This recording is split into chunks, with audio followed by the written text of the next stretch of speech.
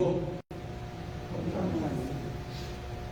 estamos con Cristo o no estamos, ¿verdad? Por eso decimos así el título. A veces las cosas que se hacen, que se dicen, no nos parecen justas lo que se hace, o yo no hice lo justo, o lo hice y no lo aceptaron. El cristiano, por ser cristiano, tiene que buscar ser mejor cada día, en todo. No nada más en su hablar, en todo. En su arreglo personal, cómo tiene su casa, cómo tiene sus modales, cómo come, todo. Tiene que ser diferente. Porque si sigo haciendo igual que antes, pues, cuidado. Bien. Leyendo ahí el libro de Mateo, capítulo 12, nada más puse algunos versos. Verso 22 a 32. Ahí tiene un título que no vamos a ver ahorita en la lectura y luego más adelante creo que estoy viendo. Entonces, dice el verso 22, fue traído a él un endemoniado, ciego y mudo, y le sanó. De tal manera que el ciego y mudo veía y hablaba. Y toda la gente estaba atónita y decía, ¿será este aquel hijo de David? Mas los fariseos al oírlo decían, este no echa fuera a los demonios, sino por Beelzebub, príncipe de los demonios. Sabiendo Jesús los pensamientos de ellos, le dijo, todo reino dividido contra sí mismo es asolado, y toda ciudad o casa dividida contra sí misma no permanecerá. Y si Satanás echa fuera a Satanás, contra sí mismo está dividido. Pregunta, ¿cómo pues permanecerá su reino? Y si yo, Cristo, echo fuera a los demonios por Beelzebub, pregunta, ¿por qué los echan vuestros hijos? Por tanto, ellos serán vuestros jueces. Pero si yo por el Espíritu de Dios echo fuera los demonios, ciertamente, dice ahí, ciertamente ha llegado a vosotros el reino de Dios. Porque ¿cómo puede alguno entrar a la casa del hombre fuerte y saquear sus bienes si primero no le ata y entonces podrá saquear su casa? El que no es conmigo, contra mí es, y el que conmigo no recoge, desparrama. Por tanto, os digo, todo pecado y blasfemia será perdonado a los hombres, a la blasfemia contra el Espíritu no les será perdonado. A cualquiera que dijera alguna palabra contra el Hijo del Hombre, le será perdonado. Pero al que hable contra el Espíritu no le será perdonado, ni en este siglo, ni en el venidero. Y después vamos a seguir leyendo hasta el versículo 37. Bien, en esta lectura, hermanos, en esta lectura hay varias cosas que tenemos que entender, no es nada más algo así. Pienso muchos de ustedes, mis hermanos varones, si es que enseñan la palabra de Dios, que cada toman una lectura y comienzan a explicar. No nada más decir así, así. No, miren, esto y esto y esto y esto. ¿Cómo vamos a ver ahora? Si no lo hacen, deben de hacer. La pregunta aquí, hermanos, ¿con quién estamos?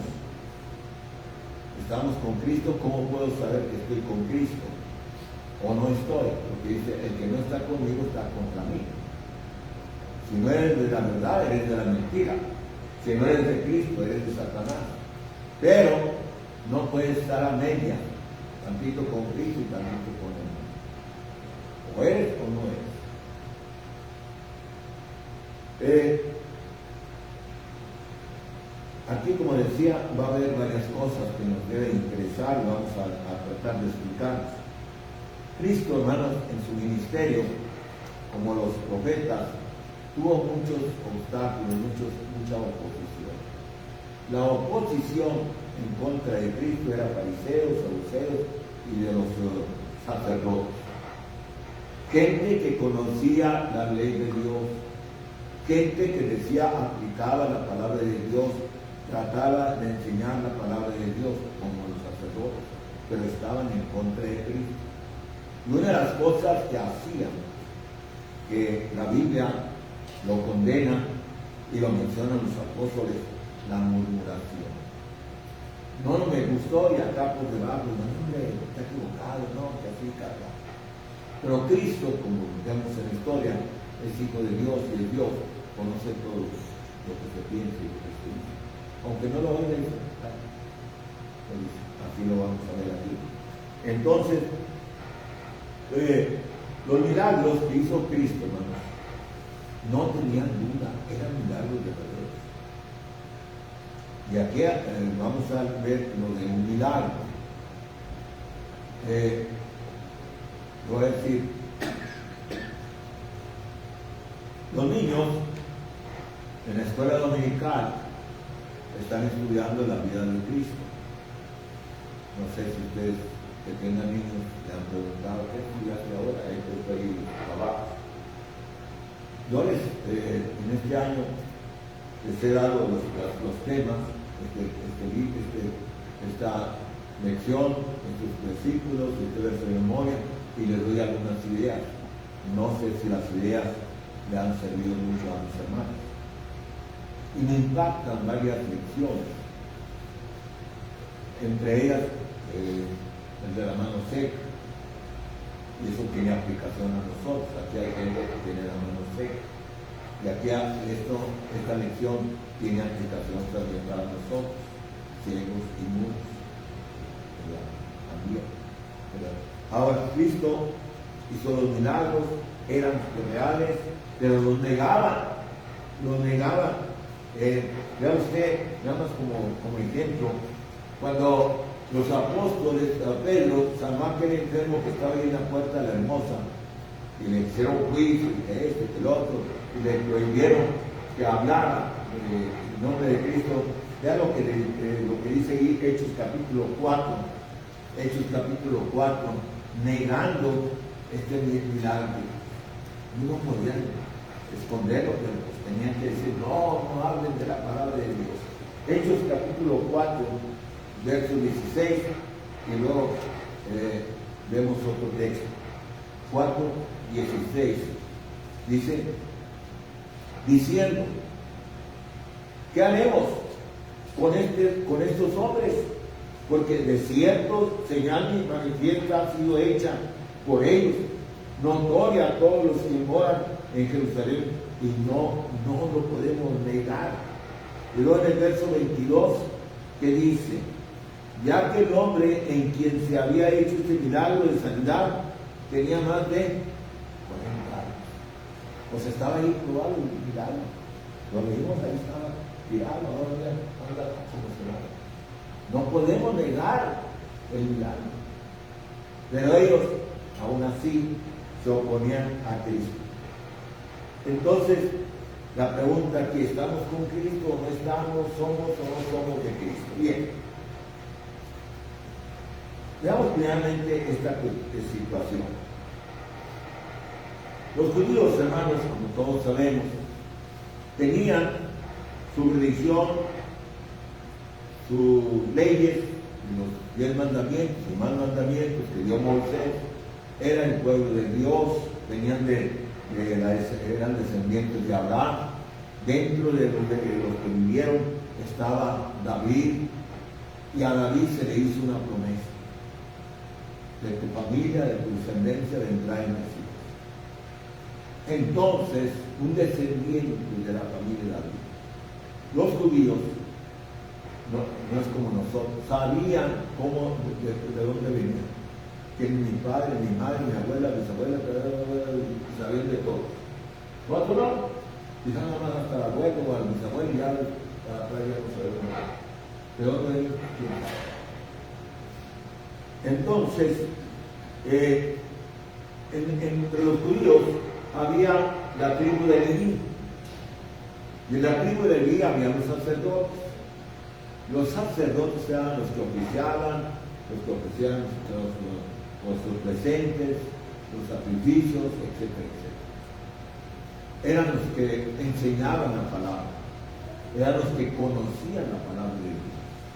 Se tenía la sinagoga, y en la sinagoga se hablaba se leía la escritura, pero siempre estaban esperando al Mesías, hablaban del Mesías. ¿Se acuerdan ustedes cuando aquí en Lucas dice que Cristo entró a la sinagoga y leyó el libro y leyó una profecía que se refería a él? Y ya cuando leyó dijo, esto se está cumpliendo, y esto ya aquí. Claro que así no dice poner las palabras, pero dice ya, yo he venido a esto. Entonces, hermanos, ellos, los escribas, los llamados doctores de la ley, los fariseos, todos conocían la ley, pero eran enemigos de Cristo. La ley de Moisés no permitía o castigaba murmuraciones y levantar falsos, etcétera, etcétera. Y ellos lo hacían. Entonces, también cuando le preguntaban a Cristo, ¿se acuerdan? ¿Cuál es el mandamiento más grande de la ley? ¿Cuál era? ¿Qué dijo Cristo? ¿Cuál es el mandamiento más grande de la ley? Amarás al Señor tu Dios. Amar a Dios. Y eso es lo que todavía sigue. Amar a Dios, amar al prójimo, amarse a uno mismo. Al amar a Dios, obedecerle. Amar al prójimo, no hacerle daño. Amarnos a nosotros, buscar hacerlo mejor, no hacernos daño. Buscar que este cuerpo, que es el templo de Dios, esté funcionando bien. Pero, como dice la Escritura, desde tiempos de Moisés, ¿cómo era el corazón del pueblo? ¿Cómo dijo Dios? Duro de servicio.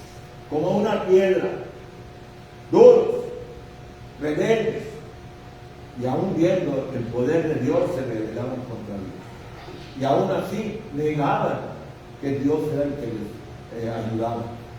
Es terrible cuando salen de Egipto y vieron cómo salieron de Egipto y lo hacen en el desierto y dicen, este es el que lo sacó. ¿Cómo es posible? ¿Por qué? Porque su corazón estaba mal. Bien. Dios determinó. Él tiene sus tiempos. Como todas las cosas tienen sus tiempos. Voy a decir cualquier ejemplo. Hoy, el niño tiene su tiempo para ir al cine. No a cualquier edad, tiene su tiempo. ¿Verdad? Tenemos nuestro tiempo para trabajar. En la cuestión de procrear un hijo, tiene su tiempo para nacer. Todo tiene su tiempo. Entonces Dios, en el pasado, profetizó en tal tiempo vendrá el Mesías. Pero como va a pasar varios años, siglos, Dios sabe lo que va a suceder. Va a haber este rey y este otro y este. Cuando venga este reino, en este reino, y lo menciona, vendrá el Hijo de Dios, vendrá el Mesías. Pero, como dice un escrito, y aquí también, ¿cómo esperaban al Mesías? Porque a Cristo no lo acepta. Iba a ser el rey, era el Hijo de Dios, iba a establecer un reino. Ellos veían cómo era el reino de Salomón, el reino de David, el reino del mundo, cómo iba a ser este rey. Pero este rey, pues lo esperaban como los del mundo. ¿Y cómo ven a Jesús?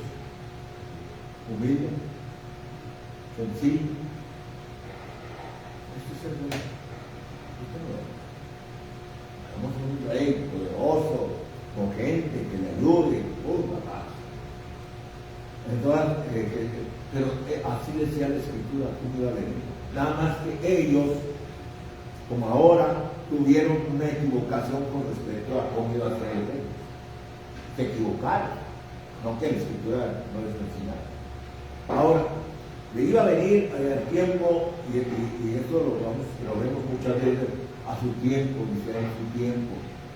Vino Cristo, ¿y para qué vino? Digo, ya hemos dicho, una meta principal: salvarnos del pecado, enseñarnos la palabra, establecer el reino, que entendiésemos la gente, nuestra situación y llevar una buena vida. Pero al final, llevarnos al cielo. Es la única, llevarnos al cielo. Pero los judíos creían un reino como Roma o como Grecia o como cualquier otro. Antes de Cristo, un hombre llamado Alejandro el Grande, era un poderoso, conquistó muchas naciones en la historia, tremendo. Así querían que fuera el Mesías que conquistara naciones. Ahora, Cristo tuvo gran oposición desde que nació, o no, desde que nació. Cuando nació, ¿tuvo oposición o no tuvo oposición?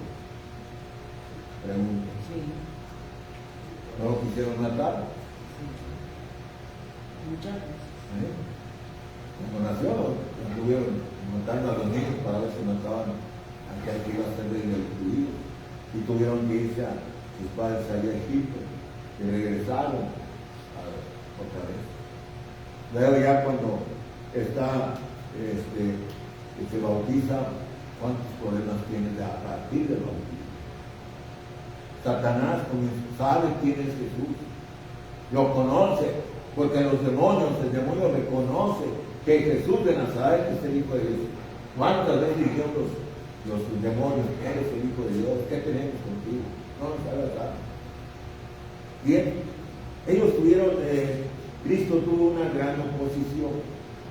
Recuerdan ustedes en Juan 1 que dice que Él hizo todo, creó todo, y a los suyos vino, y los suyos no recibieron. Lo dice, esto es lo que viene. Y ahora vengo aquí y me rechazo. Bien. Entonces, hermanos, aquí en nuestra lección, en Mateo 10, Mateo 12, dice ahí, en el versículo 22, vamos a ir viendo verso por verso, y vamos a tratar de explicar. Entonces fue traído a él un endemoniado, ciego y mudo, y le sanó, de tal manera que el ciego y mudo veía y hablaba.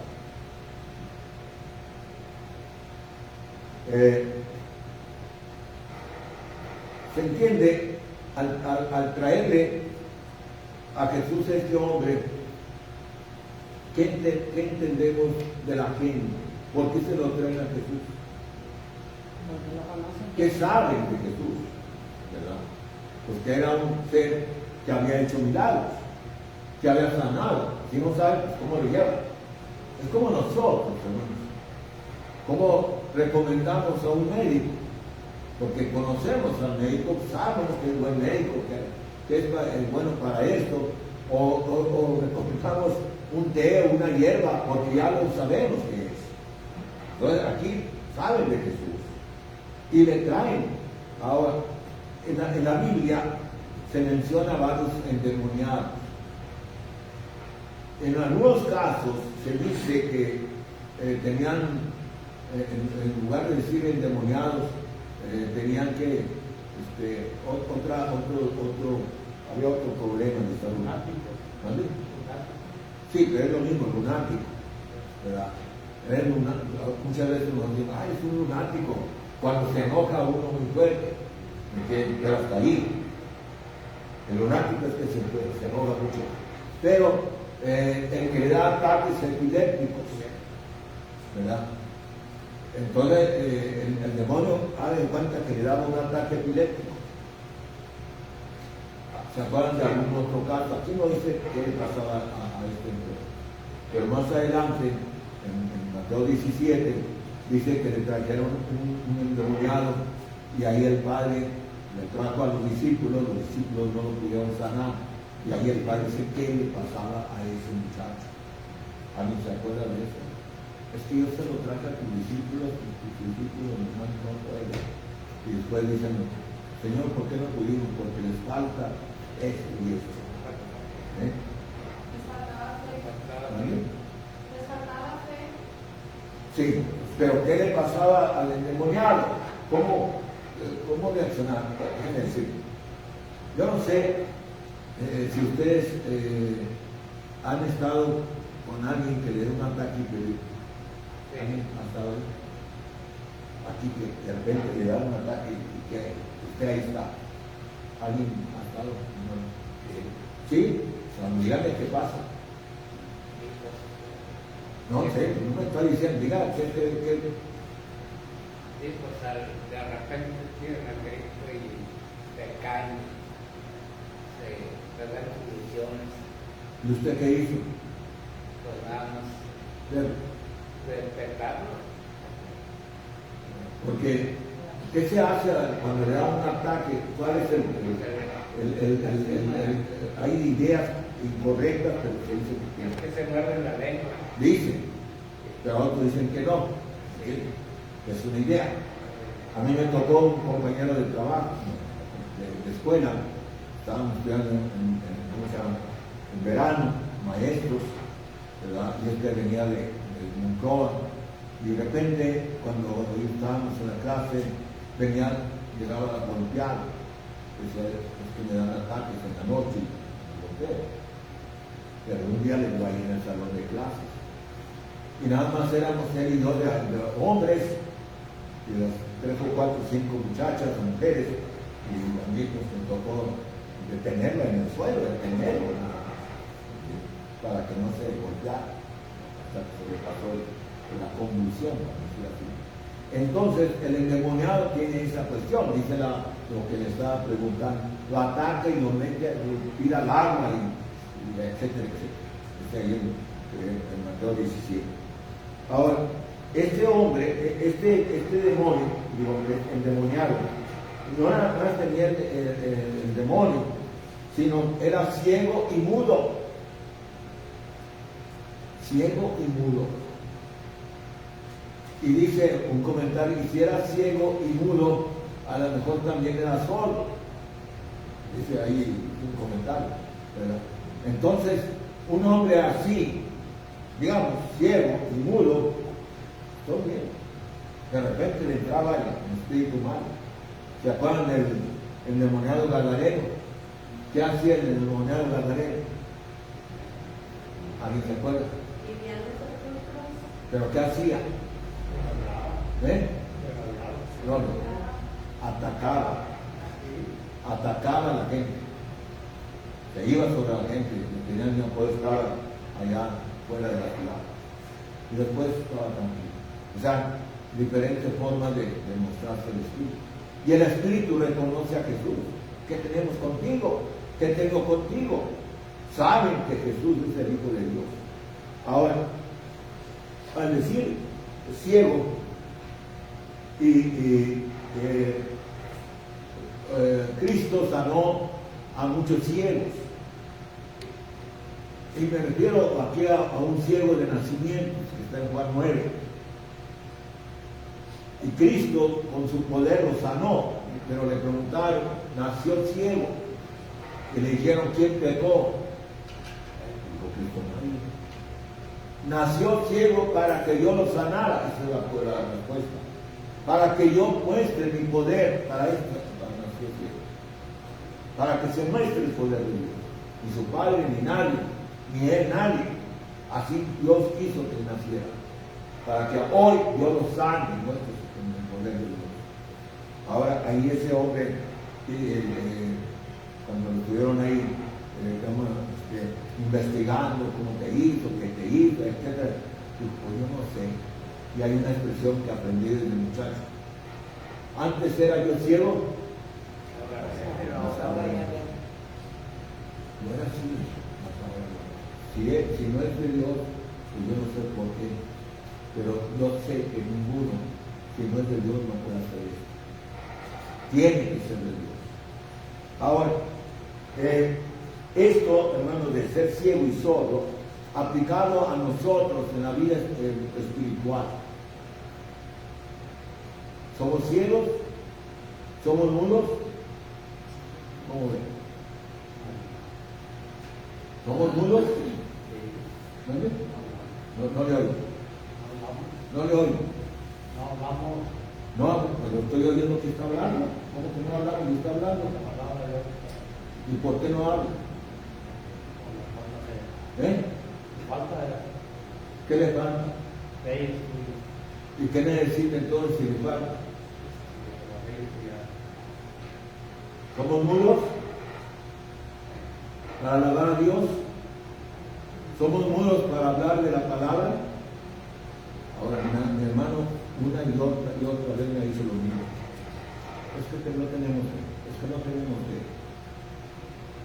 Y pasa el tiempo, es que no tenemos fe. ¿Será una buena situación esta?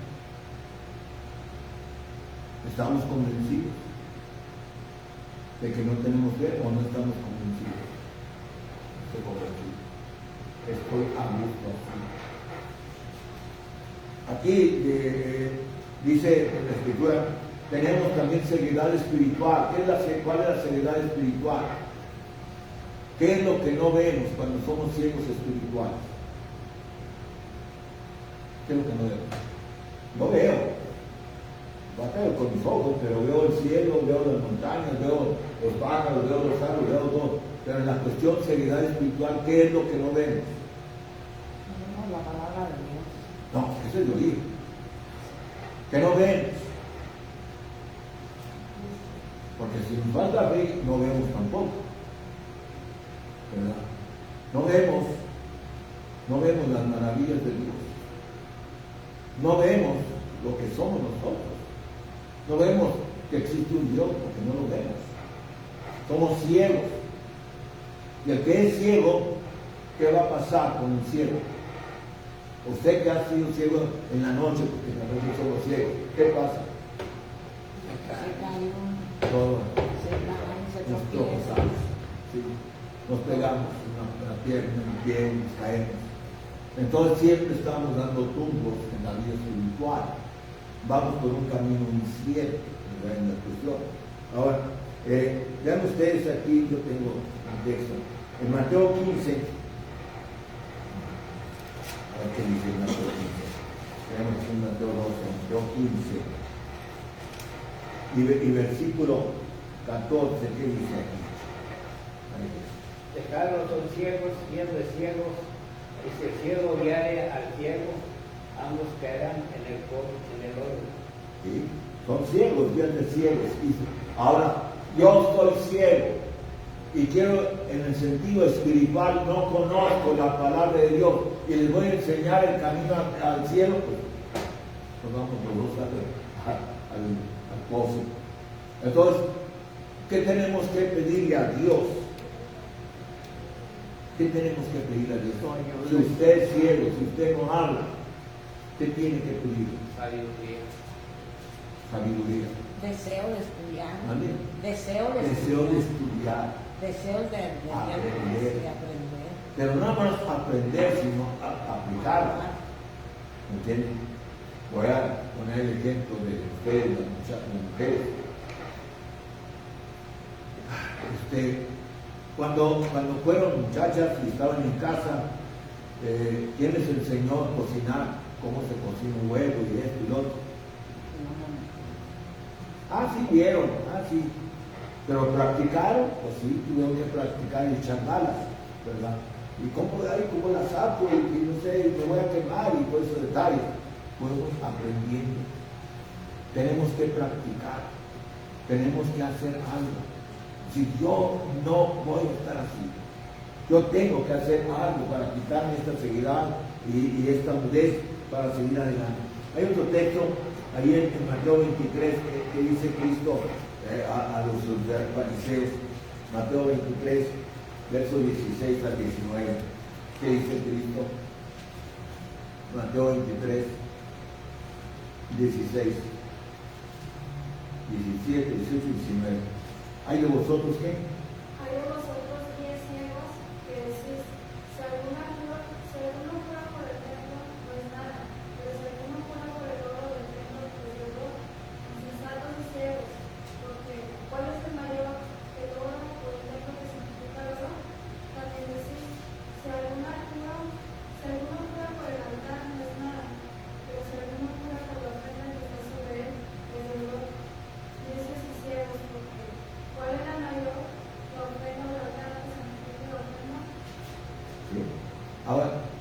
está pasando ahí en esta enseñanza, que están enseñando mal. ¿Entienden? El ciego enseña mal. Entonces usted ciego va a enseñar mal. No va a enseñar correctamente la doctrina. Va a echar malas con una gente, lo va a guiar en un camino equivocado. Aquí están aplicando mal. ¿Qué es mejor, el oro o el templo? No, es el oro. Y el templo no, el templo no. Y así, entonces estamos dando una mala enseñanza. Bien, ahora, aquí tenemos, hermanos, que nos hace mudos para no hablar de Satanás. Él no quiere que hablemos de la palabra de Dios. Él no quiere que digamos nada de Cristo. No le prohibieron a los apóstoles luego que no hablaran. No hable de Jesús de Nazaret, no diga nada. ¿Y qué dice Pedro? Pero Señor, pues, Cristo nos mandó, Él es nuestro Señor, Él es nuestro jefe, Él nos manda. ¿Ustedes quiénes son para no? Cristo es mayor que ustedes. Entonces aquí, si usted no habla, si yo no hablo, entonces estoy obedeciendo ¿a quién? ¿A Cristo o a Satanás? ¿De quién somos? ¿De quién somos? No, soy de Cristo, pero no hablo de Cristo. Soy de Cristo, pero no. Entonces ya con los hechos, más adelante habla de las obras de Dios. Bien. Satanás, hermanos, nos hace mudos para no hablar con Dios, para no reconocer nuestro pecado, para no pedir perdón, para no reconocer a Cristo como el Hijo de Dios, pero sí reconocemos a los padres humanos. Eso es lo que quiere Satanás. Bien. Jesús, hermanos, muestra siempre amor para todos, ¿verdad? Siempre le trajeron a él enfermos. Más que oír la palabra, traían enfermos. Hay gente todavía en ese tiempo que creen que venir a la iglesia, no aquí, las que creen en milagros, vienen para ser sanados, pero no para conocer la verdad.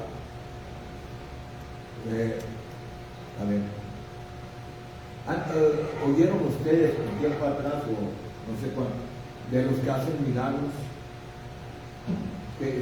por la radio, por la televisión? ¿Qué dicen cuando hacen milagros? ¿Cómo dicen que hacen milagros? Yo conocí a un señor, era de una secta, y me dijo, sí se hacen milagros. Dice, a mí me pusieron los dientes de oro.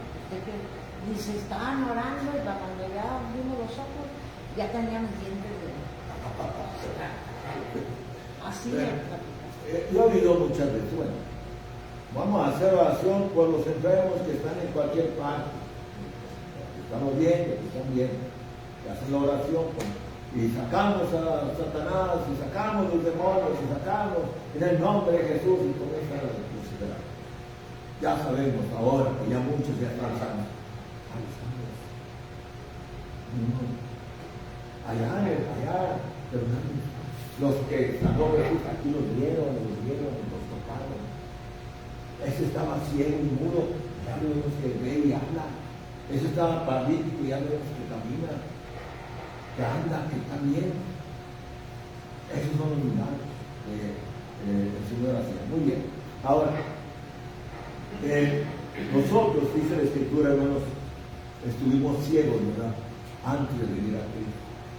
Pero gracias a Dios podemos ver y entender. Y ahora si vemos y entendemos, tenemos gran responsabilidad.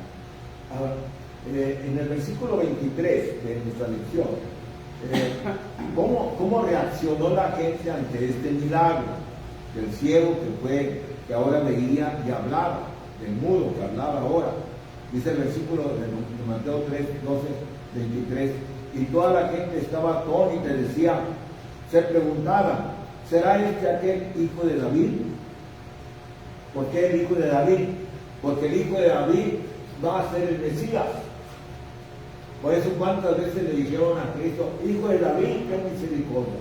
Unos sí le reconocían, otros será o no será. ¿Cuántas veces, hermanos, reconocieron a Jesús, verdad?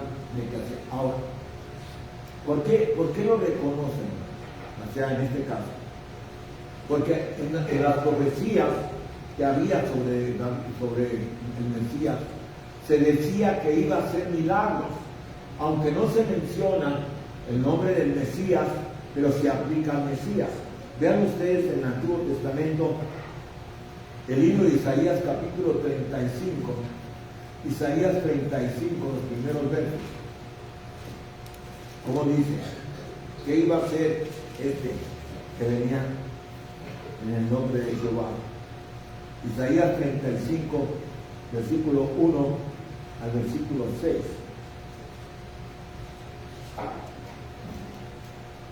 ¿Lo tienen ahí? Se alegrarán el desierto y la ciudad, el yermo se gozará y florecerá como la rosa. Florecerá profusamente y también se alegrará y cantará con júbilo. La gloria del Líbano les será la hermosura del Carmelo y del Sarón. Ellos verán la gloria de Jehová, la hermosura del Dios nuestro. Fortalecer las manos cansadas, afirmar las rodillas endebles. Decir a los de corazón apocado, esforzados, no temáis, he aquí que vuestro Dios viene con retribución, con pago, Dios mismo vendrá y os salvará. Entonces los ojos de los ciegos serán abiertos y los oídos de los sordos se abrirán. Entonces el cojo saltará como un ciervo y cantará la lengua del mundo, porque aguas serán paradas en el desierto y torrentes en la soledad. Muchas gracias. Ahí está todo. Se entiende, gracias, que es la profecía con respecto a Cristo. Él hará todo esto. Entonces, por eso, ¿será el hijo de David? Claro que es el hijo de David. Pero entonces, muchos en otros pasajes de Juan, especialmente se menciona cuántas veces la gente decía, las dos cosas. ¿Este es el Mesías? No, no es. ¿Cuál es la duda? ¿Por qué no es? Entonces ponían a pensar, es que el Mesías tiene que ser de esta ciudad, pero él es de acá. O sea, no entendían, no sabían que Jesús había nacido en el lugar y se había profetizado, Belén de Judea. Pero no recordaban que ese iba a estar en otra ciudad y se iba a crear en otra ciudad. E iba a ser llamado por esa ciudad, que es Nazaret. Y entonces decían, de Nazaret no va a venir de acá, de Judea, no de Galilea. Entonces no es, pero hace maravillas, hace milagros. Entonces había confusión en muchos. ¿Y todo por qué? Por no entender la palabra de Dios. Y eso es lo que nos puede suceder a nosotros. Ahora, eso fue la reacción de la gente que aceptó a Jesús como el Mesías. Pero ¿cuál fue la reacción de los fariseos, que son los enemigos? Otra vez Mateo 2. ¿Cuál fue Mateo 12:24? Que dice, malos fariseos al oírlo, que decía, este no echa fuera los demonios, sino por Belcebú, príncipe de los demonios. ¿Quién era Belcebú? ¿O por qué se dice por Belcebú, príncipe de los demonios? ¿Quién era Belcebú? ¿Dónde se menciona a Belcebú? Se menciona, al menos en una ocasión en el Antiguo Testamento. ¿Quién era Belcebú? Este es el demonio. ¿Cuántas veces dijeron a Jesús que tenía demonio? Muchas veces. No, que tiene demonio. ¿Verdad? Este está endemoniado. Es uno de los veces ahora cuando una persona se enoja mucho y se pone tremendo. ¿Alguien se acuerda quién era Belcebú? ¿Sí? Belcebú. Era un demonio. ¿Vale? Era un demonio. Era un demonio. Mire, tenemos a Satanás, el príncipe de los demonios. Pero había otro, digamos, ídolo o dios llamado Belcebú, que se dice que él era, se le llamaba el señor de las moscas. El señor de las moscas. Él te va a proteger de las moscas. ¿Se acuerdan, hermano López, cuando Ramos tenía muchas moscas? ¿Cómo se llamaba Ramos? Ramos Carispe, Ramos Carispe, cuando iba una Ramos, de moscas, tremendas, ¿verdad?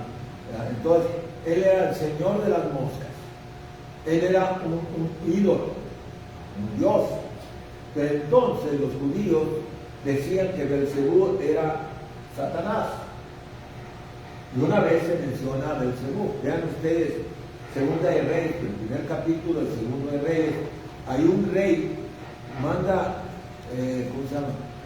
Manda mensajeros para pedirle ayuda a este, ¿cómo se llama?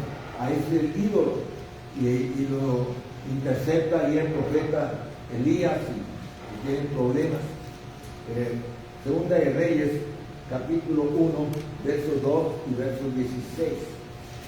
Todo el capítulo está hablando de que manda a los mensajeros, que se topan con Elías, los mata, etcétera, etcétera, y después dicen, ¿quién era? ¿Cómo era el profeta? ¿Cómo era el que se puso entre ustedes? Y ya dicen, andaba vestido así, ese era el profeta Elías. Dice ahí en versículo 1 y 2. Segunda de Reyes, capítulo 1. ¿Lo tienen?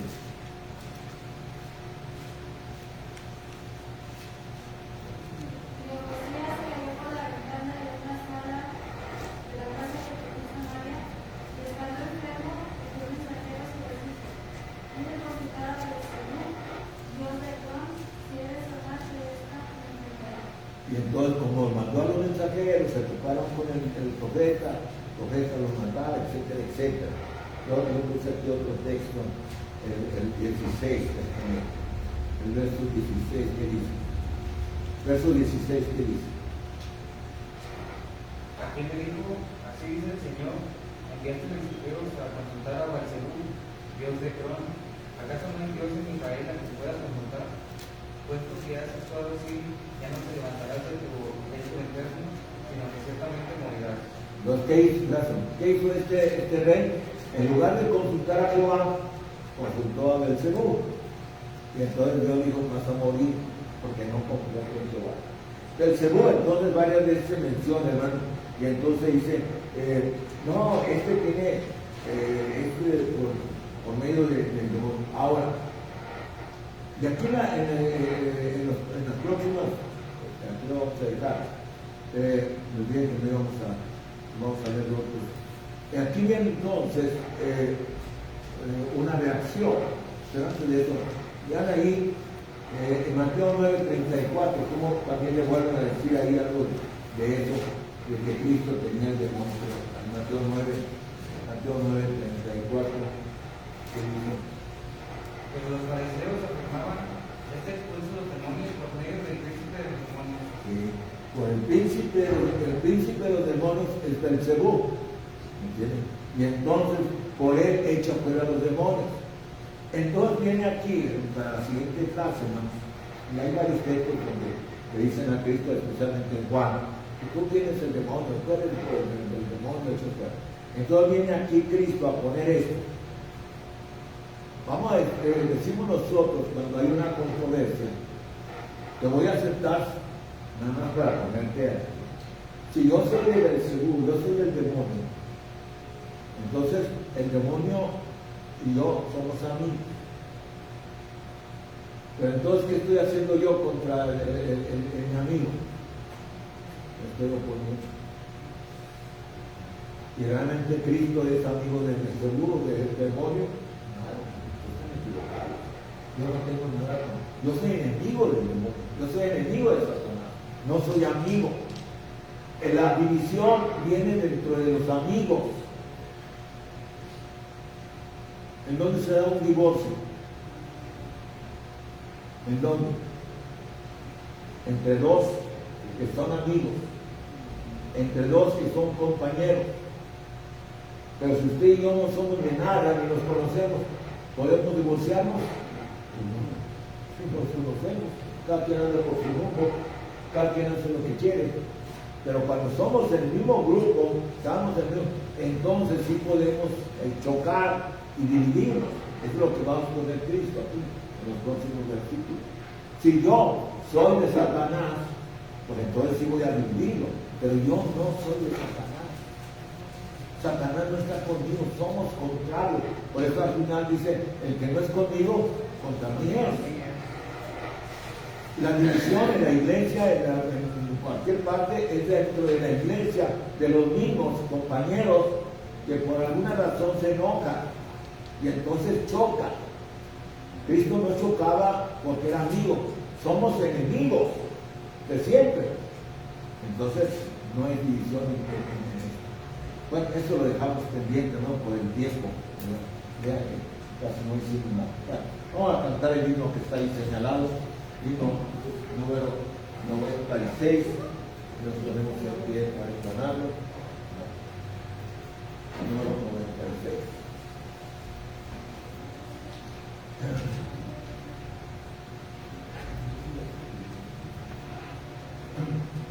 Ven a Cristo, pues en pie cantamos ven a Cristo, ven ahora, ven así cual estás, y recibe ahora el perdón no tendrás. Verifica tu confianza en su muerte por ti. El gozo alcanza y el venciere así. Ven a Cristo con fe viva, piensa mucho en su amor. No dudes, reciba al más vil pecador. Él anhela recibirte y hacerte merecer las puertas, abrirte al eterno placer.